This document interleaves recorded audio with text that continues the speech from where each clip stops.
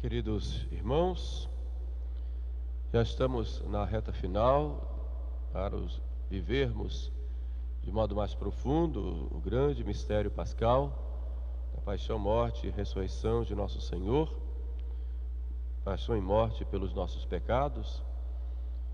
E hoje nós ouvimos Jesus fazer um desafio aos judeus, naquela grande discussão que está lá no capítulo 8 de São João: qual de vós me arguirá do pecado? Qual de vós me arguirá do pecado?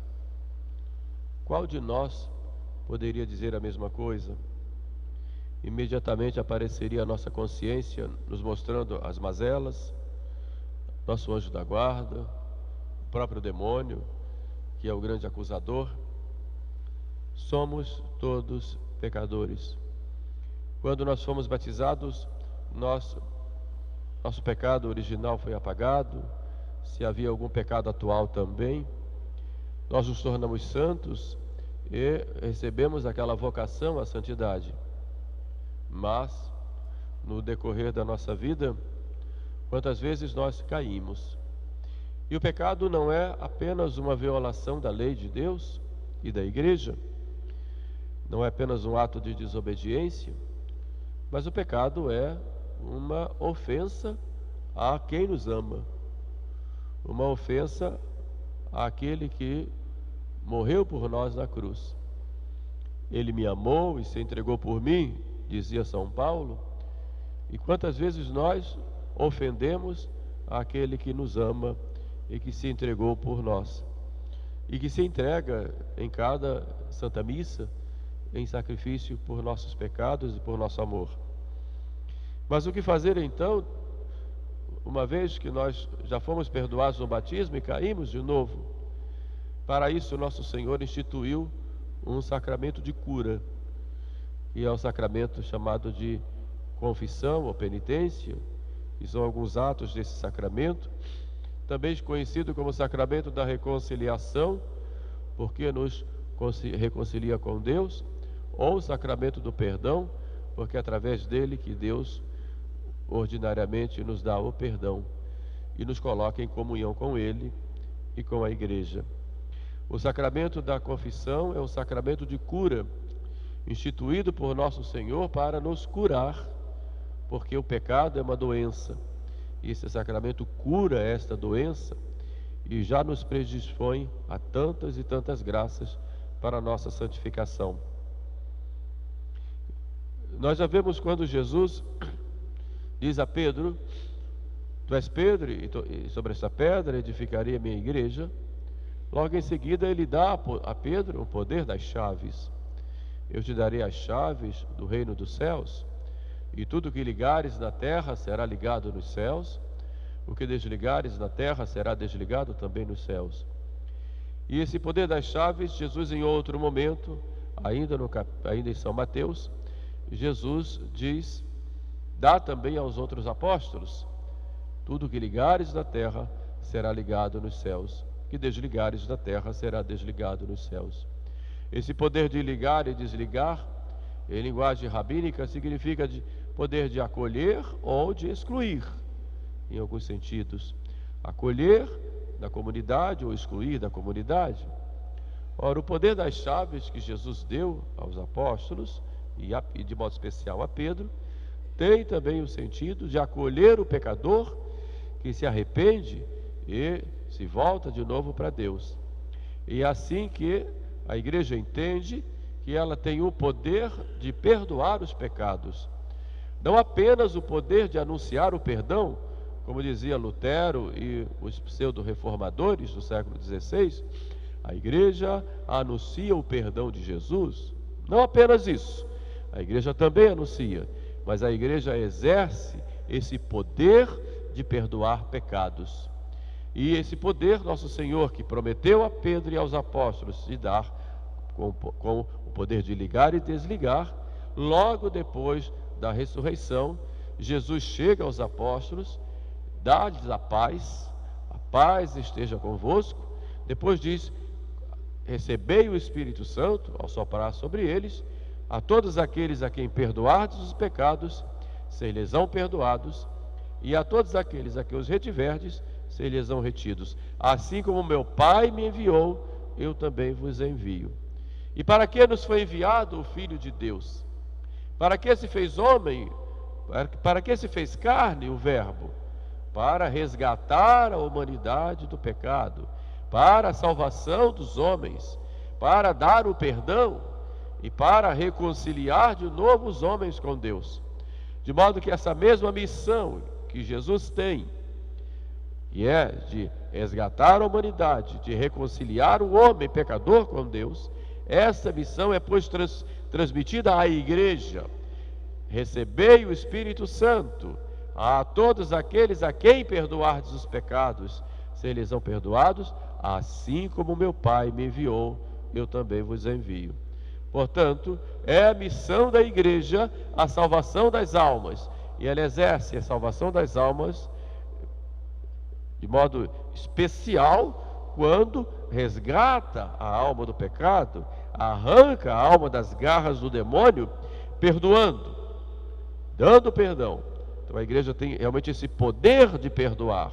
Repito, não apenas de anunciar que Deus perdoa, como dizem os protestantes, mas de dar o perdão. Ela exerce esse poder de perdoar em nome de Jesus. Como o meu Pai me enviou, assim também eu vos envio. E esse foi o entendimento da igreja desde o início. Desde o início. Já nós vamos ver na tradição da igreja, sobretudo nos escritos dos santos padres, a igreja exercendo esse poder de resgatar, esse poder de perdoar, ou até de excluir. Vemos lá São Paulo aos Coríntios, chamando a atenção dos coríntios, porque não haviam excluído lá um incestuoso, mas vamos ver também os santos padres mostrarem que o pecador deve ser recebido. É lógico que na história do sacramento da penitência nós vemos várias maneiras. Muitas vezes, certos pecados, havia confissão pública deles, diante da comunidade. Havia muitas vezes uma cerimônia pública de recepção, de acolhida do pecador convertido. As formas de penitência variaram durante a história da igreja.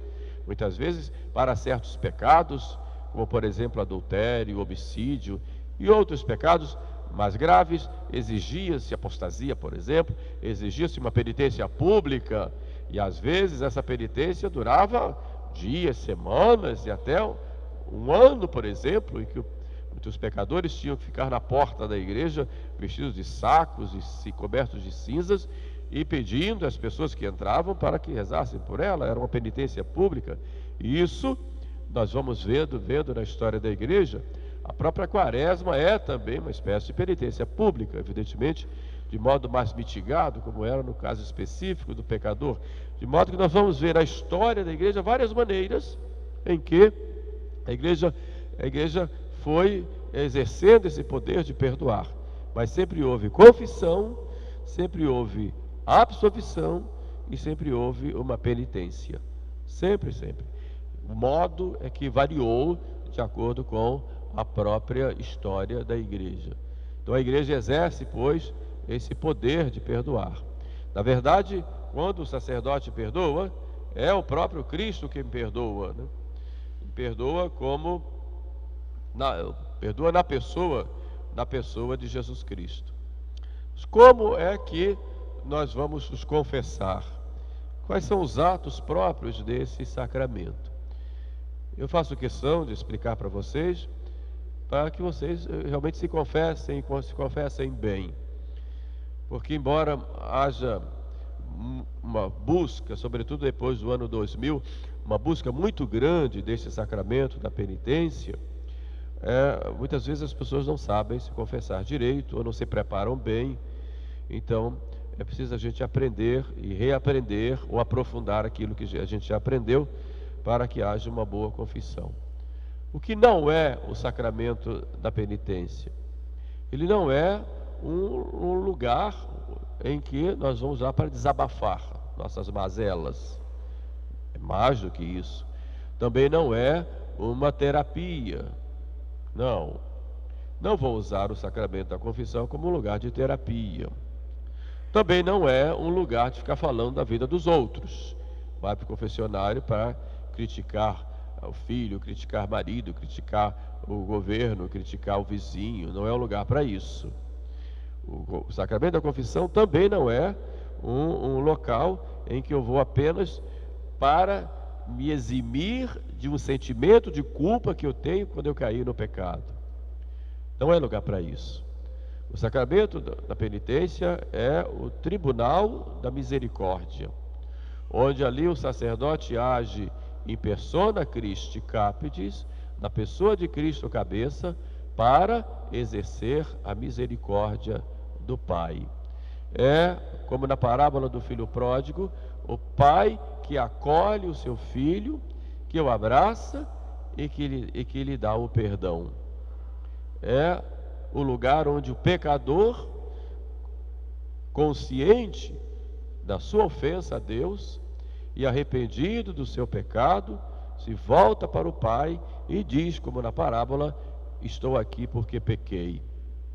E pedindo a misericórdia de Deus, ali o sangue de Jesus é derramado sobre sua cabeça. E ele então, lavado por esse sangue, ele recebe o perdão de Deus e se reconcilia com Deus e se reconcilia também com a igreja, porque em cada pecado há também uma ofensa, não só a Deus como a igreja, uma vez que nós somos membros de um corpo, que é a igreja, que é o corpo místico de Cristo. Um membro doente também afeta toda a igreja, também afeta todo o corpo. E ir a um sacerdote que vai ali acolher em nome de Deus e em nome da igreja para o perdão e reconciliar aquela alma com Deus que foi ofendido e com a igreja que ele afetou com o seu pecado, com o seu escândalo, e naquele momento ele se reconcilia com Deus e com a igreja. Agora, para que haja uma boa confissão, são necessários alguns passos. O centro da confissão, o ato mais importante da confissão, e que se exige como condição, é que haja uma contrição. Mas para haver uma contrição, é útil, e digo até necessário, que a pessoa, antes de se confessar, se prepare, né? Não é porque eu vi uma fila que eu vou entrar e de qualquer maneira. Não é assim. Vou me preparar. Então, quando forem se confessar, preparem-se. Façam um exame de consciência. Tomem muito cuidado com os exames de consciência que se espalham aí pela internet. Chegam lá no confessionário com uma resma de papel, com 10, 15 folhas, e vão lendo ali. Não é assim.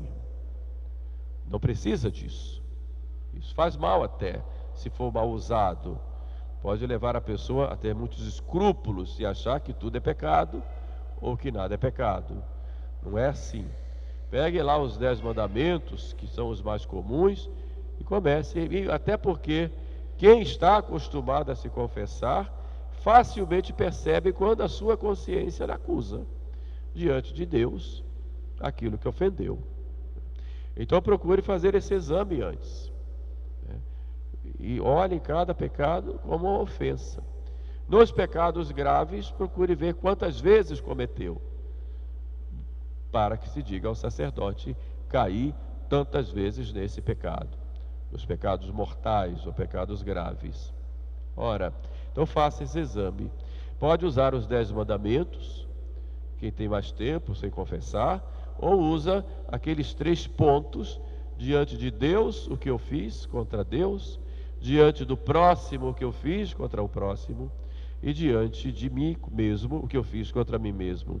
Mas faça esse exame. Se quiser anotar, anote. Não é bom ficar anotando. Hoje as pessoas têm costume de levar celular para o confessionário e anotar no celular. É preciso tomar cuidado, que muitos celulares têm escuta, e lá na sede vão saber tudo o que vocês estão confessando. Então cuidado com isso. Não só o padre, como as grandes plataformas podem saber. Então cuidado com isso. É bom evitar, né? Na consciência, né, se tiver um tempo maior sem confessar, evidentemente anotando ajuda.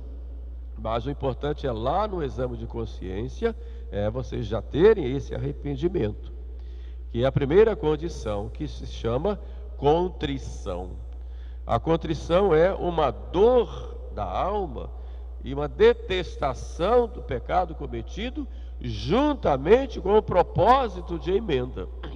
Então, se eu estou arrependido, eu tenho que ter, juntamente com essa dor que vem no meu coração de ter ofendido a Deus, o propósito de me emendar, o propósito de não cometer de novo aquilo que eu cometi.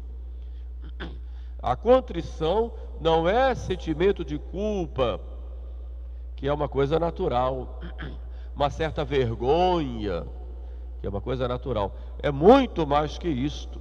A contrição ela é uma ação da graça na alma que encontra em nós essa disposição para dizermos: estou arrependido, estou sentindo dor de ter ofendido a Deus. Então é preciso ter essa contrição, esta dor. Não precisa ser manifestada com coisas sensíveis, por exemplo, com lágrimas. Não necessariamente, se estiver, muito bem, isso é um dom. Mas não é nesse sentido que eu digo. É realmente, como diz o profeta Joel no início da quaresma: rasgar os corações. Estou com o coração machucado por ter ofendido a Deus. A contrição, ela pode ser perfeita ou imperfeita. A contrição perfeita, quando ela é movida pelo amor a Deus. Eu ofendi a meu Deus, ofendi a meu Senhor, ofendi aquele que me ama. Então eu estou aqui arrependido, estou ferido, estou com uma dor profunda de ter ofendido alguém que é infinitamente bom e amável e que me ama. Ele me amou, se entregou por mim, se entrega a mim, e eu estou pagando esse amor com minha ofensa. Isso se chama contrição perfeita. A contrição pode ser imperfeita, também chamada de atrição, quando ela é movida pelo medo do castigo, ou também por um certo interesse no prêmio. Ela é mais centralizada no eu, enquanto a contrição é mais centralizada no amor de Deus. A contrição perfeita já dá o perdão, desde que haja o propósito de se confessar, tanto logo seja possível.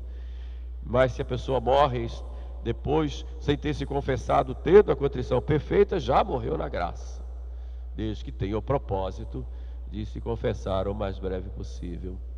Mas essa contrição é necessária. A contrição imperfeita ou a atrição, ela exige para o perdão que haja lá a confissão dos pecados diante do sacerdote. Então depois, com essa dor, você se aproxima do confessionário. E chegando ao confessionário, pede a bênção ao sacerdote, porque pequei, a bênção ao padre, porque pequei, diz há quanto tempo não se confessa, e depois confessa-se de modo claro, de modo sincero e de modo simples e completo. De modo claro, fala o que fez. Não de modo genérico. Pequei contra a castidade. Pecados contra a castidade são vários. O que foi que aconteceu? O que foi que eu fiz? Pequei por orgulho. Está bem, mas o que foi que eu fiz? Então é preciso que haja isso de modo pontual. Eu fiz tal coisa, tal coisa, tal coisa. Porque não é algo genérico. Pequei contra a justiça. Você pode ter tomado pirulito de uma criança, como pode ter matado alguém. Pecado contra a justiça é uma coisa genérica. Então é preciso que haja ali uma pontualidade. E nos pecados graves, repito, diga quantas vezes aconteceu. Então tem que ser uma confissão clara, simples. Não precisa ficar fazendo tratado de filosofia e teologia no confessionário. O padre tem livros que pode estudar isso, não precisa chegar lá e dizer para o padre. Também não precisa se justificar. No confessionário, eu fiz isso por causa daquilo. Ali você não está para se justificar, está para se acusar. Então eu fiz isso. E acuse a você mesmo, não acuse o outro, acuse você mesmo. Né? E se cometeu um pecado com alguém, não diga o nome da pessoa, não precisa, não tem necessidade, nem pode, porque o pecado ali é seu. Se você tem um cúmplice, o caso é seu. a não ser que esse cúmplice tenha um estado de vida em que o pecado seu aumenta.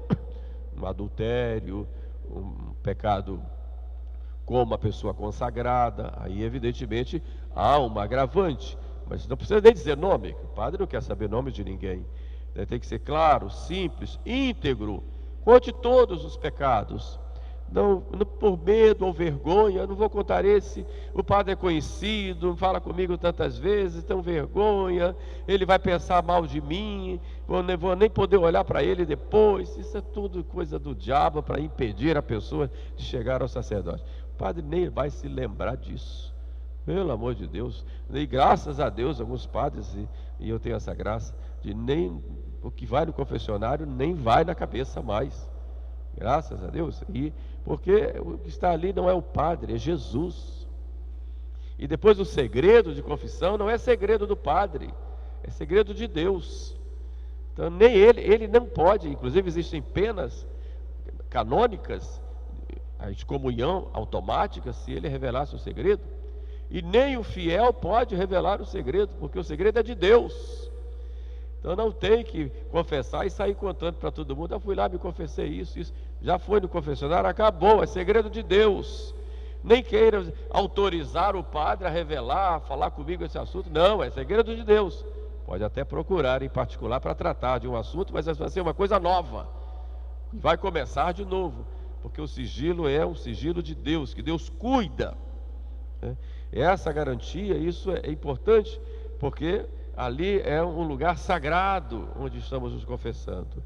Então a confissão seja íntegra, seja completa, seja simples e seja clara. Acabada a confissão, escute lá o que o sacerdote vai dizer, algumas exortações, alguns conselhos, né? Depois o sacerdote vai dar uma penitência, que se chama de satisfação, como uma espécie de reparação pelos pecados cometidos, e você faça essa penitência, tem que ter o desejo de fazer o mais rápido possível, se der, evidentemente. Algumas penitências são simbólicas, que são orações, outras penitências são mais concretas, no sentido de que relativas ao próprio pecado cometido, como uma maneira de reparar. Se o sacerdote exigir uma reparação, você tem que fazer, tem que ter essa disposição de fazer. Se tiver que restituir algum bem que você tirou do outro, o sacerdote vai mandar fazer isso, então você tem que ter esse desejo e buscar fazer. Então aí sim, o padre dá a absolvição, né? E quando dá a absolvição, você reza o ato de contrição, e na verdade não é uma oração, é um ato que você vai expressar ali, confiante na misericórdia de Deus. Então, enquanto está fazendo o ato de contrição, o sacerdote diz: eu te absolvo dos teus pecados, em nome do Pai, do Filho e do Espírito Santo. Que maravilha que é isso! Quando nós ouvimos esta frase, a vida se transforma, o diabo é vencido, as correntes são quebradas, a ferida é curada, nós somos transformados, somos santificados, somos lavados pelo sangue do Cordeiro e nos tornamos ali uma criatura renovada, restaurada, purificada para seguir a sua vida. Que maravilha é a confissão! Mas é preciso se confessar bem, né? Sem medo, com coragem, com confiança, vendo no sacerdote o próprio Jesus Cristo. Me lembro quando eu era pequeno, fui a umas missões de uns franciscanos, e eles, ensinando a gente a se confessar, dizia para o povo em geral: quando você chegar no confessionário, você vai ver ali, atrás das grades do confessionário, o Pai do céu. Então você diga: estou aqui, Pai do céu, Pai do céu, eu cometi tal pecado, Pai do céu, eu fiz isso, Pai do céu, me perdoa, Pai do céu. Porque quem está ali é o Pai do céu, que está ali para acolher, para dar o perdão. E nós devemos nos deixar educar também por esse sacramento da confissão, educar também para a misericórdia, olharmos que nós somos objetos da misericórdia de Deus. Isso deve nos levar a termos também misericórdia com o nosso próximo. Somos tão duros com o nosso próximo, enquanto somos tão pródigos conosco. Então vamos olhar no sacramento da confissão também uma escola onde aprendemos a olhar o nosso irmão com misericórdia, olhar o nosso irmão com o olhar de Deus, não para julgar, não para maltratar, não para falar mal, para espalhar notícias a respeito de seus defeitos, não, mas para rezar por ele, para perdoar, para exercer por ele a misericórdia. Então devemos nos educar na misericórdia com o nosso irmão. Assim como Jesus nos acolhe, também devemos nos educar para essa acolhida a todos os nossos irmãos que vêm a nós. E como acolhedores que devemos ser, devemos olhar aquela pessoa como o próprio Jesus olha. Senhor, que eu veja o meu irmão como tu mesmo o vês. E olharmos também com um olhar sobrenatural, confiantes da graça de Deus, sem nos deixarmos levar pelas nossas vaidades, pelos nossos maus julgamentos. Na confissão, nós vamos encontrar ali Jesus na pessoa do sacerdote, como o pai que acolhe o filho, como um médico que cura uma ferida, uma doença, como um mestre que ensina, como um amigo que acolhe. Está ali, ali é um sacerdote. É uma grande missão ouvir confissões, uma grande missão, uma grande tarefa que o sacerdote exerce e que deve ser levado em conta pelos fiéis de modo muito sério. Não brinquem com o sacramento da penitência. Não banalizem o sacramento da penitência. Eu vou pecar para depois me confessar. Não. Não. Os penitentes podem ser penitentes ocasionais. Aconteceu, caiu, foi lá. Mas pode ser um penitente habituado, que já está viciado. Então tem que ir lá também. E tem que confessar: estou com esse vício. Me ajude a vencer. Quero perdão. E é preciso tomar o cuidado para não ir apenas por causa do vício. Vou lá porque eu quero comungar. É claro que preciso estar arrependido e estar de graça para comungar, mas que não seja a confissão apenas uma chave para a comunhão, que seja um momento de reconciliação. O Papa diz: não devemos fazer do confessionário uma lavanderia, onde eu vou só lavar a roupa que depois eu vou necessariamente sujar. Não, não vamos fazer isso da confissão. Façamos da confissão um lugar do perdão, de transformação, com o propósito de uma vida nova depois. É claro que sabemos que podemos cair muitas vezes, que somos frágeis, mas ao chegar ao confessionário diz: Senhor, eu não quero cair, eu não quero te ofender, eu não quero te ferir, eu não quero. Essa vontade tem que ser firme ali. E depois que sai, procurar, se esforçar, com a graça de Deus, para não cair de novo. E se cair, levar de novo lá e confesse, né? Então, mesmo que seja um penitente habituado. Agora há um outro tipo de penitente, que é o penitente que é escrupuloso, como eu já disse no início. Aquele que vê pecado em tudo. Não olhe Deus, o escrupuloso, como como alguém que tem uma lupa procurando ver as suas quedas, para logo ir com a espada e cortar o seu pescoço. Deus não é assim. Deus é Pai de misericórdia. Então olha a Deus como misericordioso. Então o escrúpulo é uma doença da alma, que pode ser provocado pelo demônio que tenta, mas pode ser provocado por um problema psíquico. Então muitas vezes o escrupuloso, mais do que uma teologia, ele precisa de um médico.